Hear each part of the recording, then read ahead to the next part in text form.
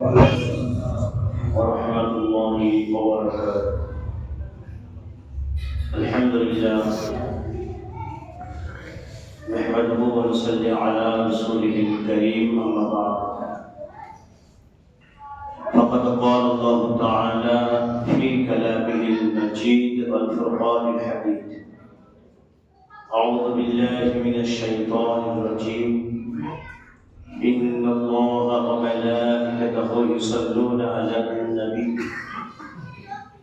يا أيها الذين آمنوا صلوا عليه وسلموا تسليما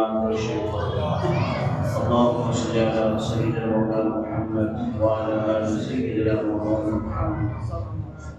قال الله تعالى في كلامه المجيد والفرقان الحميد بسم الله الرحمن الرحيم سبحان الذي أسرى بعبده ليلا من المسجد الحرام إلى المسجد الأقصى الذي باركنا حوله لنريه من آياتنا إنه هو السميع البصير.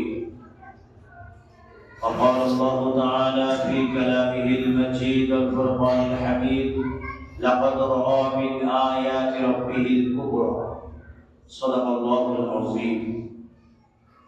মহাসম্মানীয় আজকের জুমার সমস্ত মুসলিমবৃন্দ, আমরা সর্বপ্রথম আল্লাহ পাক সুবহানাহু ওয়া তাআলার দরবারে লাখ কোটি শুকর আদায় করি যে মহান রব্বুল আলামিন, যে মালিক আমাদের সকলকে পছন্দ করে বাছাই করে ছাঁটাই করে তার পবিত্র স্থানে একত্রিত করেছেন, আসার তৌফিক দিয়েছেন।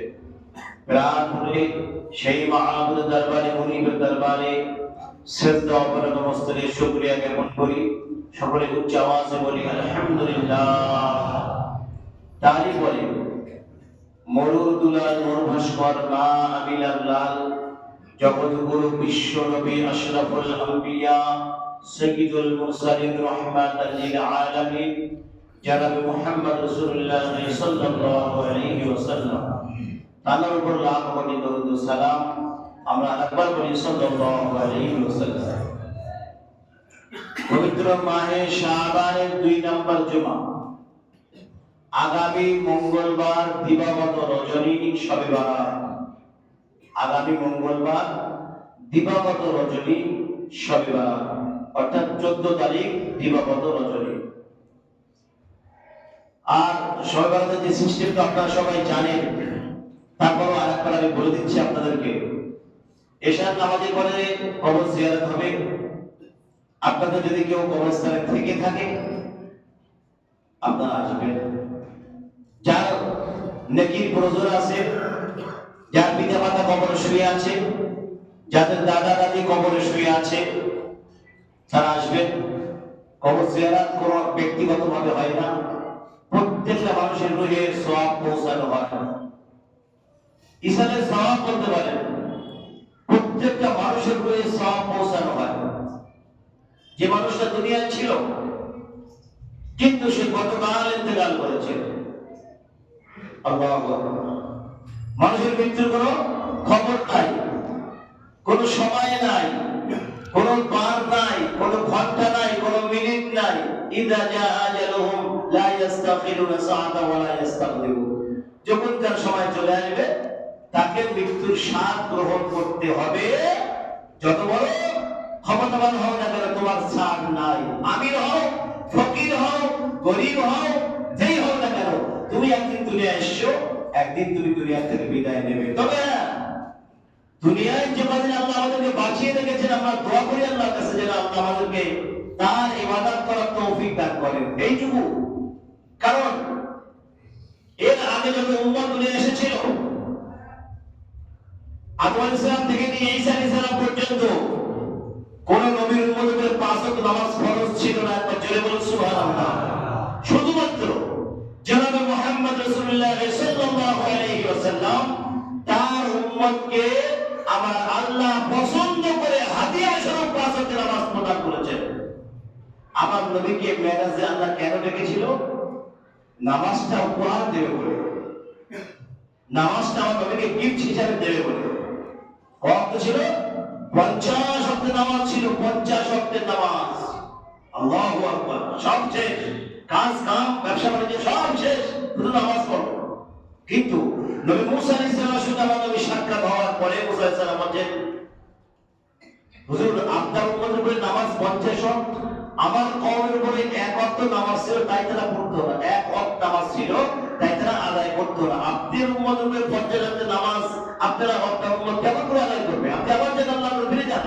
যাবা আসা করতে করতে আল্লাহ পাক বললেন, হাবিব আমি আল্লাহ যেটা বলি তার কথা কোনো পরিবর্তন হয় না। লা তাবদীলা লিকালিমাতিল্লাহ, আমার কথা কোনো পরিবর্তন নাই। আমি আল্লাহ বলেছি 50 ওয়াক্তের নামাজ। আপনার কোন উম্মত যদি 5 ওয়াক্তের নামাজ আদায় করে, 5 কে 10 দিয়ে গুণ করলে কত হবে? 50। তার নামায় আমলে আমি আল্লাহ 50 ওয়াক্তের নামাজের সওয়াব লিখে দেব। জোরে বলুন সুবহানাল্লাহ। 5 ওয়াক্তের নামাজ আদায় করবেন, সওয়াব পাবেন 50 ওয়াক্তের নামাজে। মনে রেখে দেবেন কথাটা।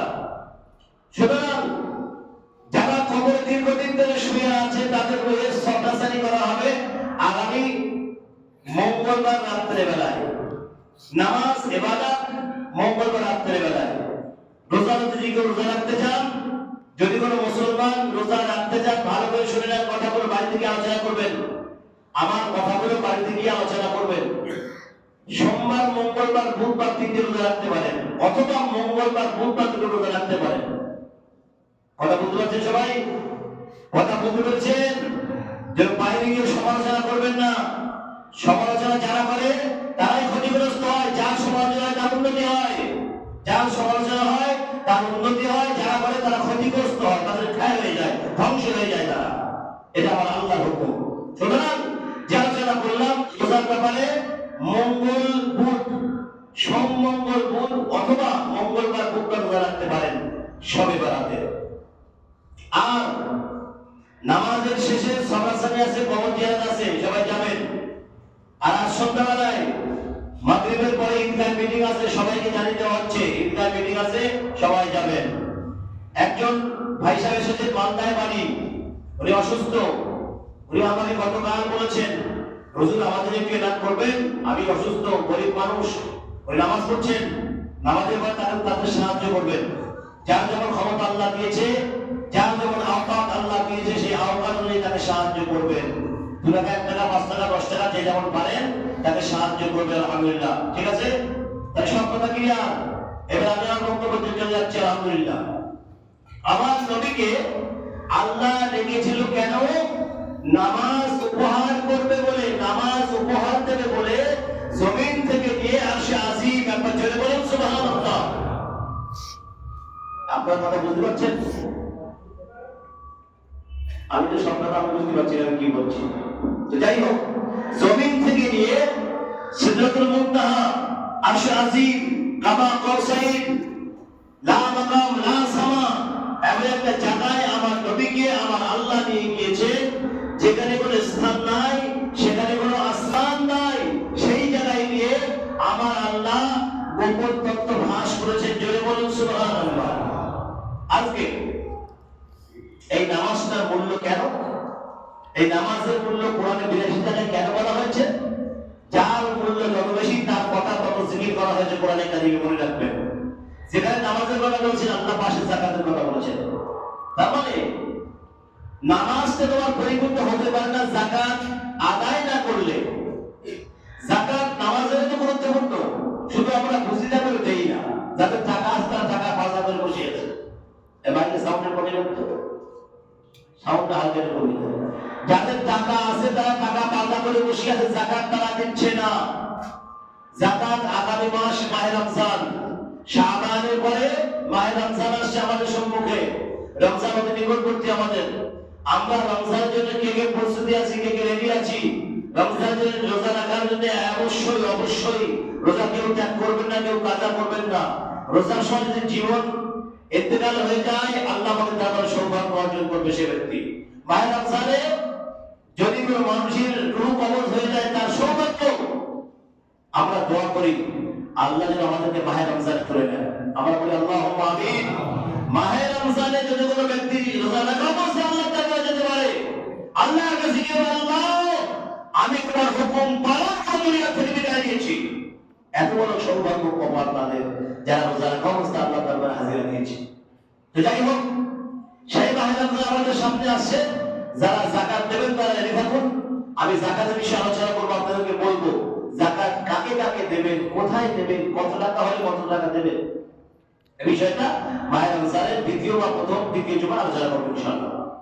আজকে কোন আলোচনা হচ্ছে, আল্লাহ পাক কোরআনে কারিমে বলেছেন, সূরা বানী ইসরাঈলের প্রথমে বলেছেন মেরাজ সম্পর্কে। সেই আলোচনা আমি শুরু করছি আলহামদুলিল্লাহ। মেরাজের প্রথম আলোচনা কোরআনে কারীম সূরা বানী ইসরাঈলের প্রথম আয়াত। আর মেরাজ সংঘটিত হয়েছে 26শে রজব দিবাগত রজনী, বিশ্বনবী মুহাম্মদ রাসূলুল্লাহ সাল্লাল্লাহু আলাইহি ওয়াসাল্লাম আরশে আজিমে গিয়েছিলেন। আচ্ছা, নবীর মেরাজটা খুব অতি অল্প সময় বলতে এখানে বোঝানো হচ্ছে, আপনি অজু করছেন, অজুর পানি গড়িয়ে যাচ্ছে, আপনি দেখতে পাচ্ছেন। আপনি ওখান থেকে যদি উঠে চলে আসবেন, তারপরে আবার সেখানে যাবেন, আপনার অজুর পানি আপনি কি দেখতে পাবেন? অজুর পানি কোথায় গড়িয়ে যাচ্ছে আপনি বুঝতে পারবেন? আপনি আর দেখতে পাবেন না। তারপরে আমার নবী বলছে, কতটুকু সময় মেরাজ হয়েছে চিন্তা করুন। নবী বলছে, আমি মেরাজ থেকে যখন ফিরে আসলাম জমিনে, এসে দেখছি আমার অজুর পানি এখনো গড়িয়ে যাচ্ছে। একবার জোরে বলুন সুবহানাল্লাহ। অজুর পানি গড়িয়ে যাচ্ছে। তার মানে কতটুকু সময় মেরাজ সম্পন্ন হয়েছে? সামান্য সময়ে। আল্লাহ বলছে, রাত 2:10 এটা স্টপ হয়ে যা, সমস্ত দুনিয়ার ঘড়ি সব বন্ধ হয়ে যা, যতক্ষণ আমার অর্ডার না আসবে ততক্ষণ ওখান থেকে আর চলবে না। ভাই আল্লাহ পারে কিনা? আরে কথা বলেন না, আল্লাহ পারে তো? আল্লাহর কাছে কোনো জিনিস অপারক আছে? কোনো জিনিস অপারক নেই, আল্লাহ সব পারেন।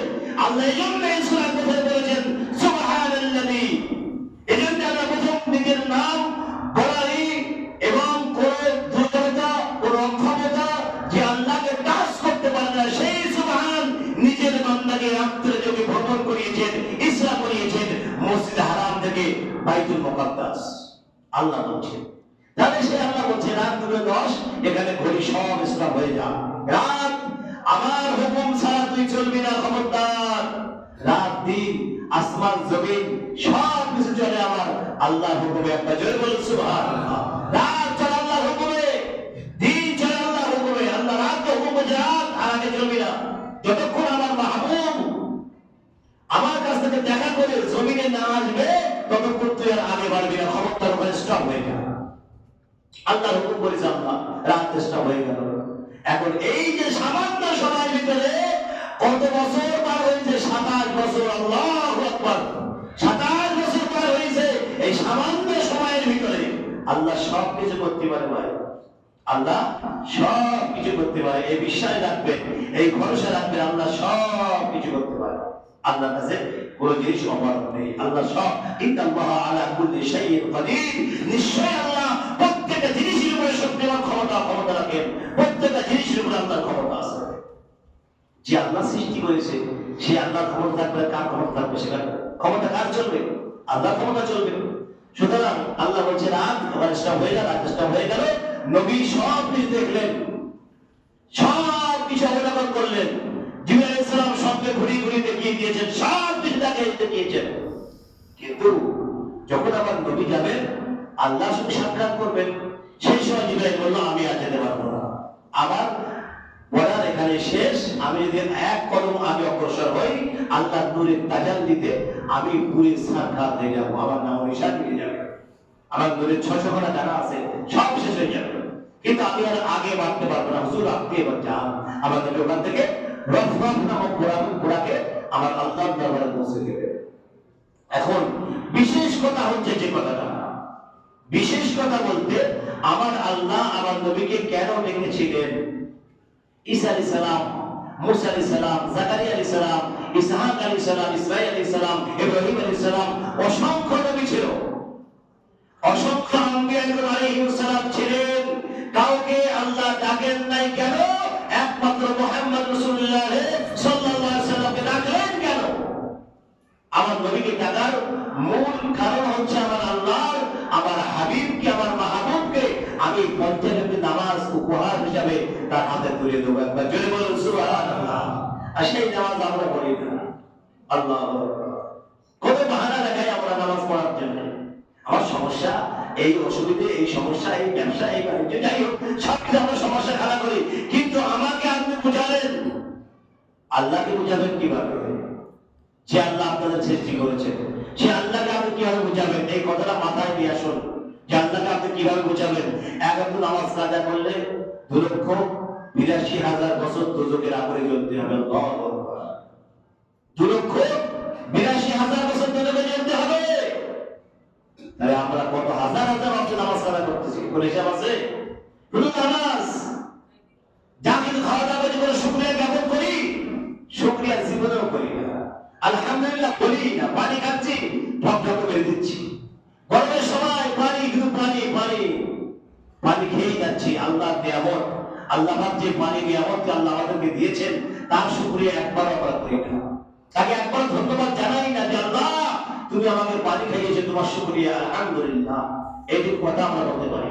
তাহলে আল্লাহ শুধু কথা বলে আমরা করছি, কথা বলে আমরা যদি দুনিয়ার সামনে ভেবে দেখুন, খাওয়া দাওয়া, ওটা বসা, চলাফেরায় বিভিন্ন প্রকারের নাফরমানি আমরা আল্লাহর সাথে করছি। একবারও আল্লাহর নাম মনে হয় না যে আল্লাহ তুমি সবকিছু দিয়েছো, তুমি খাবার প্রদান তুমি করেছো, তুমি পানি প্রদান করেছো, আল্লাহ সবই তোমার নিয়ামত। এ কথাটা বলবে। পানি খাওয়ার সময় একবার অন্তত আলহামদুলিল্লাহ বলবে। খাবার শুরুতে দোয়া করবেন, খাবার মাঝে দোয়া করবেন, খাবার শেষে দোয়া করবেন, বাথরুমে যাওয়ার সময় দোয়া করবেন, বাথরুম থেকে বার হওয়ার সময় দোয়া করবেন। এই দোয়াগুলো বিশ্বনবী মুহাম্মদ রাসূলুল্লাহ সাল্লাল্লাহু আলাইহি ওয়াসাল্লামের মাসনুন দোয়া বইতে পাবেন। মাসনুন দোয়া, ছোট দোয়া বইতে আপনি সব দোয়াগুলো পেয়ে যাবেন। এগুলো যদি আমরা করি, আল্লাহ আমাদের বলছেন ওয়া খালাকুল জিন্না ওয়াল ইনসা ইল্লা লিয়াবুদুন, আমি তোমাদেরকে জমিনে পাঠিয়েছি একমাত্র শুধু আমার গোলামি করার জন্য। কথা মাথায় রেখে দিও, আমি শুধু তোমাদেরকে সৃষ্টি করেছি আমার গোলামি করার জন্য, তোমাদেরকে দুনিয়ায় পাঠিয়েছি। অন্য কাউকে না, শুধুমাত্র আমার উপাসনা করার জন্য আমি তোমাদেরকে দুনিয়ায় পাঠিয়েছি। সে আল্লাহ সব বুঝে নেবেন কিয়ামতের দিনে। যা যা আমরা করতেছি, যা যা করছি, যা যা করবো, সমস্ত হিসাব আমার আল্লাহ সব দেখেন, সব শোনেন, সব বোঝেন। শুধু আমরা উপলব্ধি করতে পারি না। আল্লাহ হুকুম আমরা উপলব্ধি করতে পারি না, এটাই শুধু তফাৎ। যেমন আল্লাহ আমাদেরকে সৃষ্টি করেছেন, তার হুকুমকে আমরা মান্যতা দেই না। এখন যখন সমস্ত রূহ আল্লাহ সৃষ্টি করেছিলেন, সমস্ত রূহ সৃষ্টি করার পরে আল্লাহ বলেন আলাস্তু বিরাব্বিকুম, আমি কি তোমাদের রব নই? অত সহজে না বললি যে কলু বালা, কলু বালা, এই কথাটা আমরা সহজে বলি নাই। যে রূহ সহজে আসার বলেছিল কলু বালা, বিশ্ব আপনি আমাদের প্রভু, আপনি আমাদের রব। তারা দুনিয়ায় ওলি গৌস কুতুব নকিব নজির হচ্ছে দুনিয়ার জমিনে। আর যারা কঠিন ভাবে বলেছে, আল্লাহকে কঠিন ভাবে স্বীকার করেছে, আল্লাহকে সহজে স্বীকার করে নেই, আল্লাহ বলে তাদের মতো আজকে আমরা দুনিয়ার জমিনে আছি। আমরা সহজভাবে স্বীকার করে নিই, অত সহজে আমরা বলিনি কলু বালা, আমরা কঠিন ভাবে বলেছিলাম, এজন্য আল্লাহ আমাদের দুনিয়ায় শাস্তি দিচ্ছে। সুতরাং বিশ্বনবী মুহাম্মদ রাসূলুল্লাহ সাল্লাল্লাহু আলাইহি ওয়াসাল্লাম আল্লাহর দরবারে পৌঁছে গেছেন। আল্লাহর সাথে কথোপকথন হচ্ছে। কত কথা হয়েছে? 90,000 কালাম ইল্লাল্লাহ। সময় 27 বছর। সামান্য সময়কে হাকিকতে বলা হয়েছে 27 বছরের মেয়াদ সংগঠিত হয়েছে। এখন এই 27 বছরটা কি কম সময় মনে করতেছেন? 27 বছর সময় লেগেছে মেয়াদ সংগঠিত হতে। কিন্তু আল্লাহ বলছেন রাতের একটি অংশে সামান্য সময়ের মধ্যে একটা মানুষ অজু করে দেখতে পাচ্ছে তার পানি গড়িয়ে যাচ্ছে, সেখান থেকে যেই সরে যাচ্ছে সে পানি আর দেখতে পাচ্ছে না। তার মানে এই পানি দেখতে পাওয়ার সময় পর্যন্ত একটা মানুষের মেয়াদ সংগঠিত হয়েছে। বিশ্বনবী মুহাম্মদ রাসূলুল্লাহ সাল্লাল্লাহু আলাইহি ওয়াসাল্লামের মেয়াদ কমপ্লিট হয়েছে, যার সময় 27 বছর লেগেছে। ইনশাআল্লাহ আগামী জুমায় এখান থেকে আবার চলে আসতে হবে ইনশাআল্লাহ। আমার নবীর সঙ্গে আল্লাহর কথা চলছে, নবীর সঙ্গে আল্লাহর কথা হচ্ছে। আমার নবী প্রশ্ন করছেন, আমার আল্লাহ উত্তর দিচ্ছে। জোরে বলুন সুবহানাল্লাহ। আমার নবী প্রশ্ন করছে, আমার আল্লাহ উত্তর দিচ্ছে। নবী প্রশ্ন করেই যাচ্ছে, আল্লাহ উত্তর দিচ্ছে। আল্লাহ আগে বলেছে উদউনি আস্তাজিব লাকুম, হাবিব তুমি আমার কাছে যা চাইবে আমি আল্লাহ তোমাকে প্রদান করব। জোরে বলুন সুবহানাল্লাহ। আল্লাহ পাক আমাদের সকলকে শোনা এবং বোঝার চাইতে বেশি বেশি আমল করার তৌফিক দান করুন। আমরা বলি আল্লাহুম্মা আমিন। ওয়া আখিরু দাওয়ানা আলহামদুলিল্লাহি রাব্বিল আলামিন।